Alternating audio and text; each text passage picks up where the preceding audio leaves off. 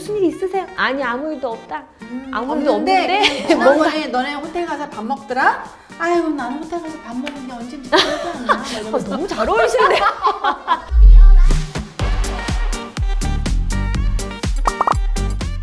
네, 안녕하셨어요. 매정레아 유튜브 가정 여러분. 솔직담백의 아이콘 카노니 아나운서 윤영입니다. 저는 부부 상담을 하고 있는 부부 상담사 정다원이라고 합니다. 네. 자, 오늘 또 정다원 원장님 모시고요. 남편을 내 편으로 만드는 방법에 대해서 알려주시면 좋겠습니다. 근데 효자랑 결혼하지 말란 얘기가 있잖아요. 그렇죠. 효자랑 결혼하지 말란 얘기가 분명히 있죠. 네. 왜 근데 결혼하면 남자들은 다 효자가 되는 거예요? 지금 같은 경우 아내들이 바라보는 효자는 조금 다른 것 같아요. 그냥 내 말 안 듣고 엄마 말을 들으면 그냥 효자야. 그래서 내 말 안 들어주는 거야. 이런 느낌인 경우가 굉장히 많죠. 시대에 따라 효자의 흐름도 달라지고 있다는 그런 생각이 좀 드는 것 같아요. 옛날에 몸으로 때우는 효자였다면 지금 의견에 따르는 효자. 저희 남편이 진짜 효자거든요.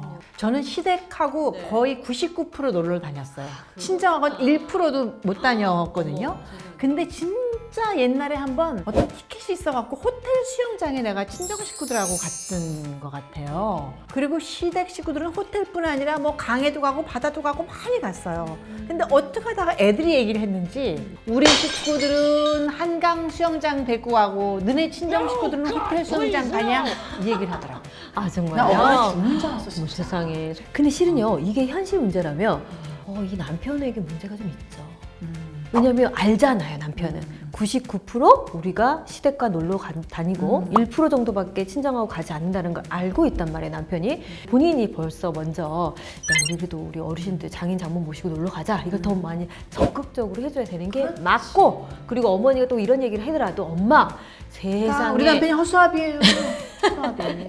이렇게 시댁과의 어떤 갈등이 있을 때 남편의 어떤 그 바람직한 역할이랄까요? 그러니까 적극적인 중재자가 되어야 되는지 소극적인 방관자가 되어야 되는지 현명한 그 방법을 좀 알려주세요. 당연히 적극적인 중재자가 돼야겠죠. 그래요? 이 상황에서 소극적이면 너무 열받지 않아요? 남편들이 중재하는 법을 잘 모르는 경우가 많은 것 같아요. 회피하고 싶어하는 것 같아요. 네, 회피하고 싶고 피곤하니까 내일 아닌 것처럼 여기는 남편들도 굉장히 많아서 이 문제에 적극적으로 들어오지 않는데, 남편들이 요즘 갈등하는 남편들이 많고 남편들도 좀 안타까워요, 솔직히 얘기하면. 왜냐하면 너무 불쌍해요. 집에 오면 아내들이 막 엄청 막 화를 내고 또 어머니한테 가면 어머니가 막 하고 쪼고. 네, 그렇다고 해서 어머니하고 인연을 끊을 수도 없고. 그렇죠. 이러다 보니까 저는 이렇게 표현을 해요. 이제 남편들이 오면 표현을 해줄 때 어떻게 표현을 하냐면, 우리는 본가, 친정 이렇게 큰 배에서 어른들하고 같이 살았다가 그 배에서 한 명씩 내렸다. 아내도 내리고 남편도 내렸어. 우린 작은 배를 하나 타게 된 거예요. 그럼 이 작은 배가 큰 배 옆에 있으면 어떻게 될까요? 출렁출렁거리면 뒤뚱뒤뚱 거리죠. 그렇죠. 너울이 심해가지고 넘어지기 쉽다 이 말이죠. 그래서 작은 배는 커질 때까지, 튼튼해질 때까지 좀 떠나 있어야 돼. 근데 우리가 결혼을 막 하면 그 시댁 문제가 아니어도 부부 갈등이 생길 수 있어요. 서로 성격도 다르고 갈등하는 거, 새로운 생활 습관을 만들어가야 하는 과정에 한 2, 3년 정도는 서로의 관계를 돈독해질 수 있는 시간이 필요하거든요. 그때는 조금 떨어져 있어야 되는 게 맞는데 시댁에 딱 개입을 하잖아요? 그러면 이게 10월도 갈등이 되는 거예요. 그러다 보니까 친정도 이 집에 관여를 해서 사이가 우리 딸한테 잘하나 이렇게 쳐다보는 경우들이 굉장히 많죠. 그래서 제일 중요한 첫 번째 방법은 조금 거리를 두는 게 맞아요. 그리고 그 신뢰가 돈독해져야 어머니하고 또 아니면 친정과의 갈등에서도 남편과 나의 관계가 편안해질 수 있어요. 남편을 믿는 마음이 생겼을 테니까, 또 아내를 믿는 마음이 생겼을 테니까. 우리는 신뢰를 만들기 전에 벌써 갈등이 증폭이 되니까 이 사람은 내 편이 아니야. 내 편 안 들어줄 거야. 이런 상태가 돼버리는 거예요. 그래서 결혼을 하는 그 친구들한테 먼저 얘기해주고 싶은 건 한 2, 3년 정도는 좀 거리를 두고 살았으면 좋겠다. 그러니까 10월과의 갈등에서 남편을 내 편으로 만드는 현명한 방법 좀 핵심적으로 짚어주세요. 네, 이 문제에서 제일 중요한 남편을 내 편 만드는 것 중에 하나는, 실은 아내들이 남편을 내 편으로 만들 때 시어머니를 비난하는 언어를 사용해서는 절대 내 편으로 만들기가 어렵죠. 너희 엄마 나한테 왜 그래? 어머니 나한테 그러면 안 되는 거 아니야?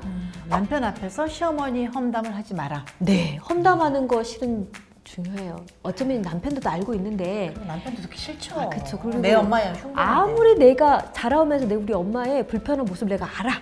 아는데 그걸 지적을 딱 들어오면은 싫지. 싫지. 그렇기 때문에 비난하거나 험담하는 걸로 말을 하지 않는 게 중요해요. 자, 우리가 얘기할 때는 감정으로 얘기해요.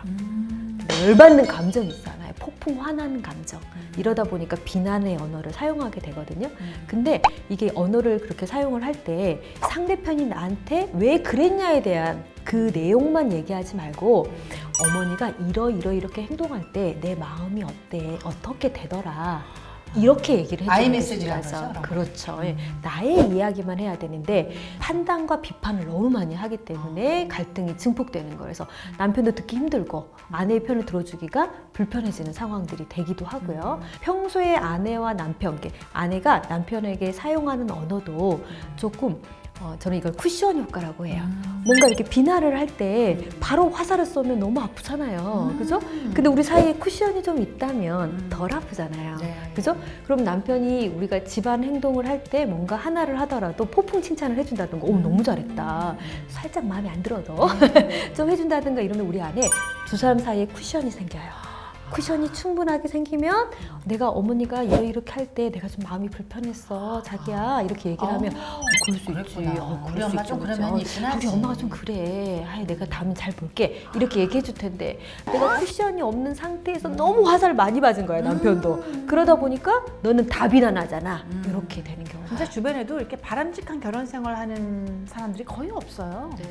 일단 이혼 안 한 사람들이 별로 없고. 그리고 이제 평등하지 않은 가사노동.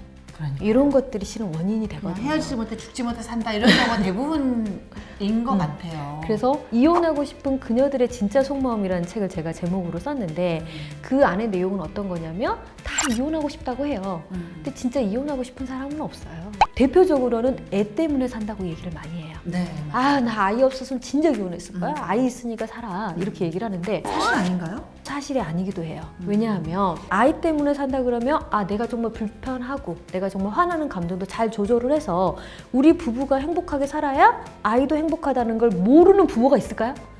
없어요. 당연히 없어요. 그런데 아이 때문에 살지만 내 감정은 조절할 마음이 없어. 네. 내 감정을 있는 그대로 다 표현해. 그러면은 아이 때문에 사는 거 맞아요? 아니죠. 그렇죠. 이것도 조금 생각해 볼 필요가 있어요. 그래서 세 번째, 네. 내 감정을 좀 들여다봐라. 요거 내 얘기해주고. 감정을 네. 들여다봐라. 그렇죠. 아. 네, 굉장히 중요하고요. 그리고 한 가지로 하나만 더 얘기를 해드리면 저도 마찬가지지만 제가 결혼해가지고 며느리의 삶도 그리고 또 아내의 삶도 엄마의 삶도 정말 열심히 살았다고 생각했는데 결혼해서 우리 아내들이 제일 먼저 잃어버리는 게 뭔지 아세요? 뭘까? 여성성? 자기 자신. 나를 잃어버려요. 네. 그래서 저는 자기 자신을 위한 시간을 가져야 된다고 생각해요. 맞아요. 남편 다 떠나고 그냥 아무도 없는 나 나만의 혼자. 시간. 그렇죠. 그게 새벽 시간이 됐든 내가 할 수 있는 딱 온전한 나만의 시간을 조금 가지는 게 여자들이 거기에 대한 거를 용기를 못 내고 죄책감을 맞아요. 갖고 그래요. 예, 예. 애기 봐야 되는데 애 없으면 어떡하나 뭐 남편 빨래는 누가 해주고 다른지는 누가 해주고 밥은 계속 그러다 보니까 얽매거든요. 그러니까 하다못해 내가 친구들하고 여행을 가자고 얘기를 해도 핑계가 너무 많아. 제발 거기서 떠나도 너 없어도 잘 돌아가 이렇게 얘기해도 그걸 잘 안 돼요. 그러다 보면 어느 날 뭐 하나도 내가 잘하는 내가 아닌 거예요. 그걸 잃어버리지 않는 방법 중에 하나는 내가 뭘 좋아하는 사람이야 삐 누르면 나오고 나 뭐 먹는 거 좋아해 삐 누르면 나오고 내 자신을 잊어버리지 않는 방법을 찾아가는 게 중요하고 그런 것들을 통해서 내가 원하는 환경을 만들 수 있어야 돼요. 그리고 제가 오늘 이렇게 이런저런 얘기를 해드렸지만 이런 문제들이요 단순간에 한꺼번에 모든 게 해결되지는 않아요. 네, 그래서 의식적으로 행동하는 게 필요해요. 자, 우리가 남편한테 할 때도 의식적인 언어를 좀 사용할 필요가 있어요. 자, 그리고 남편들이 제일 좋아하는 게 뭐냐면 퇴근 후 반겨주는 거예요. 그래요. 자, 사랑은 어디서 싹튼다? 현관에서 싹튼다. 현관. 사랑은 현관에서 싹틉니다. 자, 출근할 때 물론 요즘 맞벌이니까 둘이 같이 나가는 경우도 있지만 어쨌든 퇴근하는 남편 아니면 늦게 들어오는 남편 아니면 누구라도 가정에 들어올 때 그 현관에서 서로를 반겨주는 연습을 하는 게 중요해요. 내가 그걸 못했네. 남편 들어오면 그냥 소파에 이렇게 누워있거든요. 맞아요. 왔어. 그런데 지금 우리가 열렬하게 환영해 줄 필요가 있어요. 오셨어요? 아, 여보 막 이래야 되나 그냥? 그렇게까지는 아니어도 그러니까 이제 애들이 어릴 때는 잘하잖아. 아빠 오셨으니까 인사하자 뭐 이렇게 얘기하는데 조금만 커가잖아요. 그럼 방에서 나오지도 않고. 예, 그리고 어디에 또 열받고 싸우면은 왔는지 안 왔는지 관심도 없고 뭐 문 여는 소리 삐띠띠띠 소리 나면은 짜증 나고 막 이런. 강아지가 거거든요. 가서 반겨주지. 맞아. 그래서 요새 강아지를 많이 키우죠. 그래서 현관에서 사랑이 싹 트면 집안 공기가 어때요? 우리 현관에서 공기가 들어오잖아요. 그렇죠? 그 공기가 쫙 변화할 수 밝고 있는. 에너제틱한 공기가 그렇죠. 들어와야지. 네네. 그런 느낌 받을 수 있도록. 자, 생각은요, 마음을 만들어요. 그쵸, 맞아. 마음은 행동이 되고요. 행동은 습관이 됩니다. 습관은 우리 삶의 질이 될 수 있어요. 또 어떤 생각을 하느냐에 따라서 마음이 달라지거든요. 그러니까 남편이 늦게 들어오는 거는 아, 육아하기 싫어서 그래 라는 생각이 들어오는 순간 우리는 온몸에 짜증이 밀려나와요. 그러다 보니까 아, 남편이 오늘 바쁜구나 이렇게 생각할 수 있어야 된다는 거죠. 네. 남편도 마찬가지예요. 오늘 집에 들어가면 또 살림이 뭔가 아내가 잔소리할지도 몰라 이런 생각. 설거지상하고 말이야. 네. 짜증만 피곤 날. 근데 남편들도 얘기를 살짝 들어보면요, 아내들이 남편이 설거지를 했어요. 근데 좀 마음에 안 들어. 그러면은 조금 그 앞에서 지적하지 말고 뒤에서 하더라도 잘했다 해주셔야 돼요. 맞아요. 그러면 자꾸 잘해서 습관이 돼서 더 발전되게. 잘하거든요. 그런데 그 현장에서 지적을 하게 되면은 내가 해줘도 이 모양인데 안 할 필요 없어 이렇게 되기 때문에 조금 잘했다 하고 이렇게 발전할 수 있도록 조금 해주는 남편은 게 애라니까. 해주는 게 굉장히 중요하다고 생각을 해요. 자, 우리가 의식적으로 살아가는 건 불편합니다. 네. 무의식적으로 살아가는 건 편해요. 근데 무의식적으로 살아가게 되면 우리가 변화가 잘 되지 않죠. 그러면 의식적으로 영원히 불편하게 살려고 하는 게 아니에요. 의식적으로 우리가 행동을 바꾸게 되잖아요. 그럼 그 의식이 무의식화되는 시기가 있어요.